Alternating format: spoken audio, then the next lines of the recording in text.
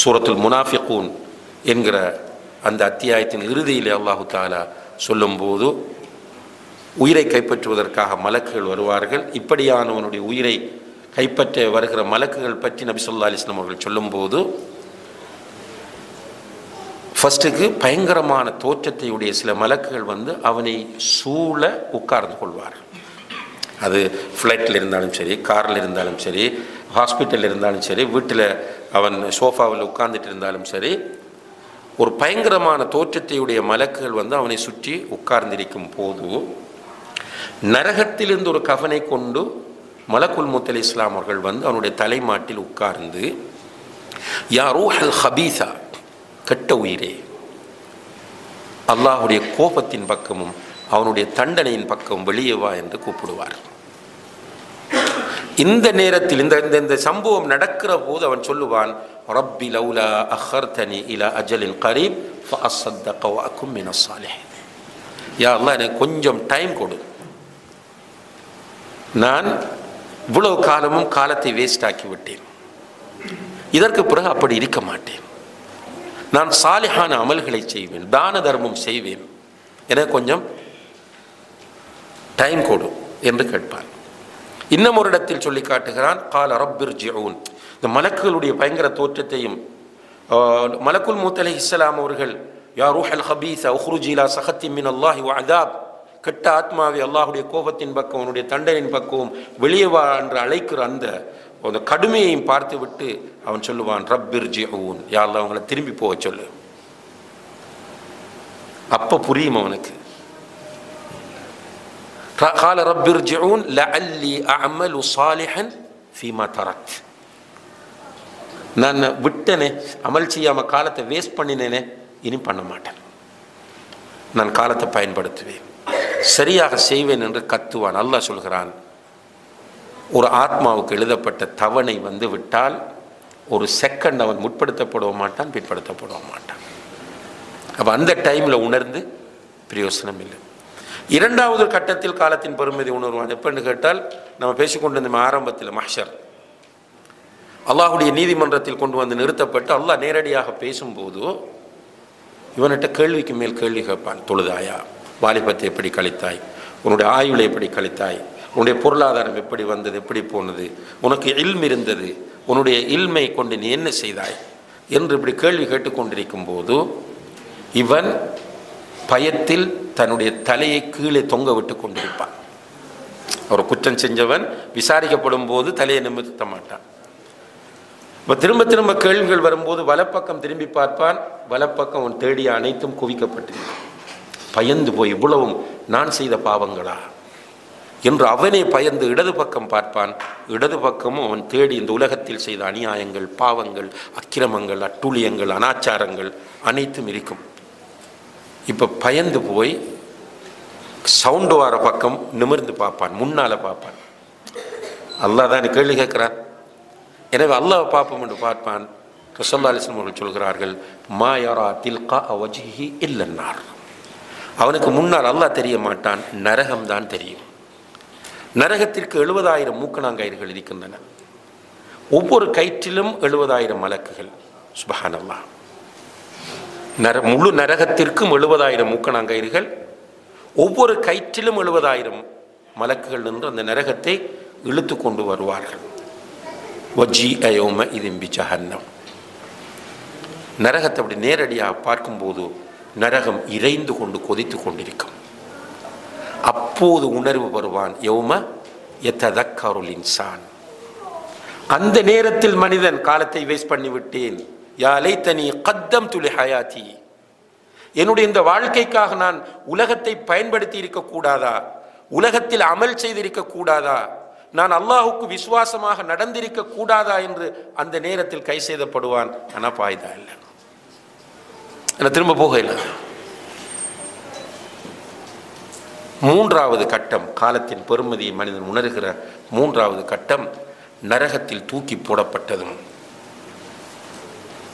நரகம் என்றால் ரசூலுல்லாஹி அலைஹி வஸல்லம் அவர்கள் சொன்னார்கள், சிம்பிளாக சொன்னார்கள் புரிகிறதுக்காக, நாருக்கும் உள்ளத்தி தூக்கிதூனஹா ஃபி புயூத்திக்கும் ஜுஸ்உம் மின் 70 ஜுஸ்அம் மின் நாரி ஜஹன்னம். உங்களோட இந்த நரக நெருப்பு இருக்கிறது, அது உங்களுடைய வீடுகளில் நீங்கள் பயன்படுத்துகிற நீங்கள் உங்களுடைய வீடுகளில் பயன்படுத்துகிற நெருப்பு இருக்கிறது, அது நரக நெருப்பின் 70 ஒரு பகுதின்னு சொன்னார்கள். நீங்கள் வீட்டில் யூஸ் பண்ணுற நெருப்பு நரக நெருப்பின் 70 ஒரு பகுதி என்று சொன்னார்கள். சஹாபாக்கள் அப்படி அதிர்ந்துட்டாங்க. யா ரசூலல்லாஹ், 70 ஒரு பகுதி நெருப்பு இப்படி இருக்கிறதே, இதில் போட்டு எங்களை தண்டித்தாலே எங்களால் தாங்க முடியாதே, இதை விட 69 மடங்கு அதிகமா என்று கேட்டபோது அல்லாஹ்வுடைய தூதர் சொன்னார்கள், அந்த ஒரு பகுதியையும் 70 ஒரு பகுதி என்று சொன்னேனே, அந்த ஒரு பகுதியையும் நேரடியாக உங்களுக்கு தந்திருந்தால் யூஸ் பண்ண முடியாமல் போயிருக்கும். எனவே உங்கள் மீது கொண்ட இரக்கத்தினால் அதை கடலில் பல தடவைகள் அமிழ்த்தி அதனுடைய சூட்டை, உஷ்ணத்தை, வெப்பத்தை குறைத்து விட்டு அல்லாஹ் தந்திருக்கிறான் என்று. நஊது பில்லாஹ், அல்லாஹ் பாதுகாக்க வேண்டும். இதுதான் நரகம். இந்த நரகத்தில் தண்டனை பற்றி சொல்லும் போது ஆக குறைந்த தண்டனை, ஒருவருக்கு நெருப்பாலான செருப்பு அணிவிக்கப்படும். அந்த செருப்பை அவர் போட்டால் அவருடைய தலைக்குள் உள்ள மூளை கொதிக்கும் என்று நபி ஸல்லல்லாஹு அலைஹி வஸல்லம் அவர்கள் சொல்கிறார்.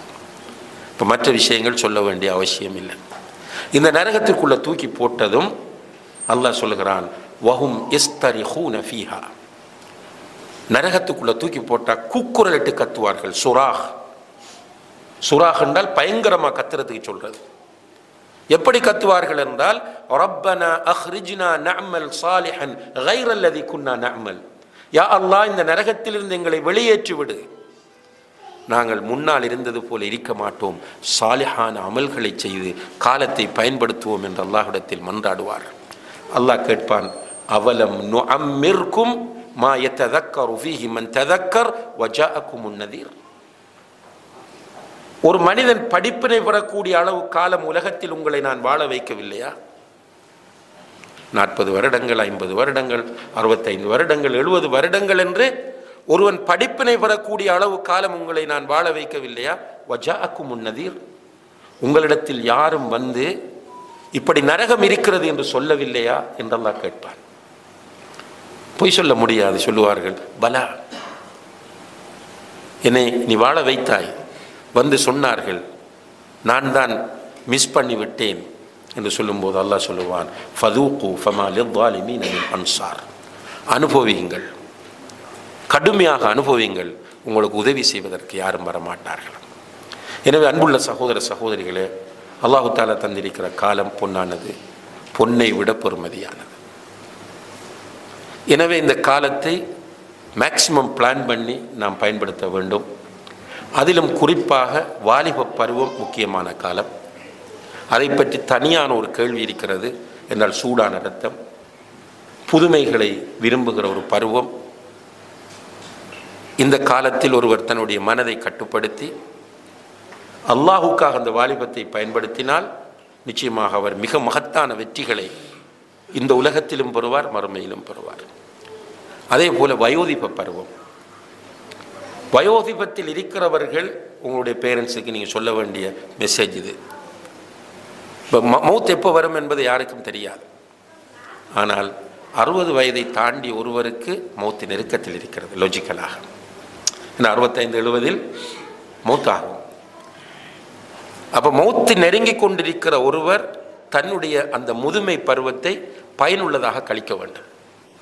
ரசூலுல்லாஹி அலைஹி வஸல்லம் அவர்கள் சொன்னார்கள், ஹைருன் நாஸ் மன் தால உம்ருஹு வ ஹஸ்ஸுன அமலுஹு, மனிதர்களில் சிறந்தவர் யார் என்றால் ஆயுள் நீடித்து நல்ல அமல்களை அதிகமாக செய்யக்கூடியவர் என்று சொன்னார்கள். ஏன்னா நம்மளோட பேரண்ட்ஸ் கிட்ட நம்ம சொல்லணும், அந்த முதுமை அடையும் போது அவர்களுடைய நிறைய ஆட்டிடியூட்ஸில் மாற்றம் வரும்.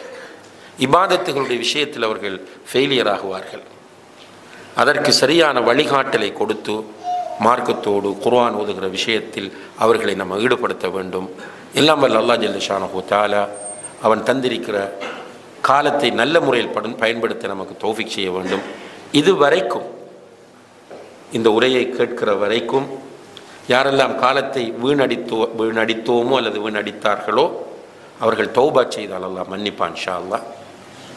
அல்லாஹ் இரக்கமுள்ளவன், அல்லாஹ் கருணையாளன். அவனுடைய இரக்கம் அவனுடைய கோபத்தை மிகைத்து விட்டது.